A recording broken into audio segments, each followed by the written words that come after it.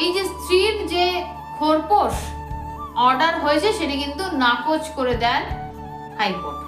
সুতরাং আপনারা বুঝতে পারলেন যে এই যে মামলাটি আমরা এখন আলোচনা করলাম, যদি আপনি মিথ্যে কিছু আপনার এফিডেভিটে পুট করার চেষ্টা করেন, আপনার ইনকাম আছে কিন্তু তার সত্ত্বেও আপনি দেখাচ্ছেন আপনার ইনকাম নেই, সেক্ষেত্রে এই মিথ্যে যদি প্রমাণ হয়ে যায় তাহলে কিন্তু সম্পূর্ণভাবে আপনার খোরপোশ বন্ধ হয়ে যাবে। এবং তারপরেও উপরন্তু আরেকটা জিনিস হতে পারে, সেটা হচ্ছে আপনার এগেইনস্টে কিন্তু ক্রিমিনাল কেসও হতে পারে তথ্য গোপন করা এবং আদালতে মিথ্যে সাক্ষী দেওয়ার জন্য।